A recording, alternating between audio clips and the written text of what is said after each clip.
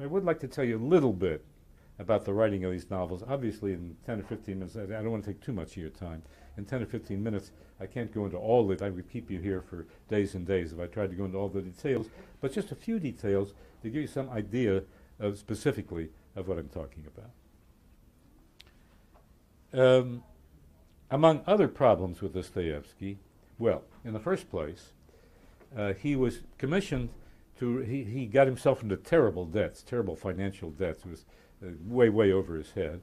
And so a publisher came along, a publisher named Stilovsky, and said, look, I'll clear up all your debts, and I'll give you enough money to live on for 2 years, but you have to sign a contract.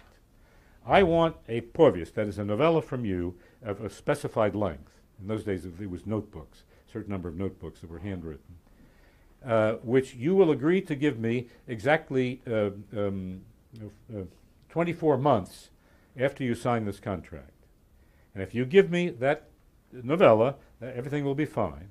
But if you give it to me 1 day later, then the terms of this contract, I will get all the rights to everything you've ever published and all the rights to everything you ever will publish. And Dostoevsky signed that contract. Obviously, he needed a lot of money. Well, what do you think happened? Do you think he sat down and month by month? 23 months went by, and not a word was written. Can you imagine the desperation?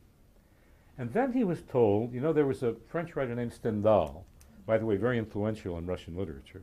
Tolstoy said if Stendhal hadn't written Charterhouse of Parma, he never could have written War and Peace the way he did. That's high praise.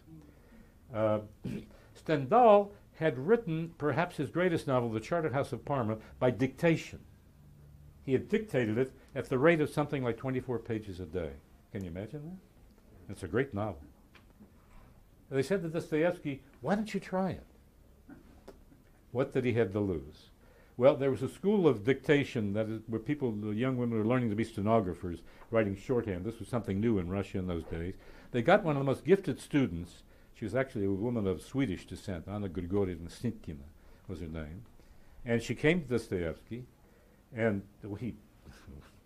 what am I going to do with a young woman? My God, she's probably some kind of a radical, some kind of a feminist. For a whole day this went on. But finally, the dam broke, and he started to dictate, and exactly on the day, it was finished. They took it to Stilovsky. Well, Stilovsky was no fool. He knew what was going on. So what he did was to close the office that day, so he couldn't deliver it.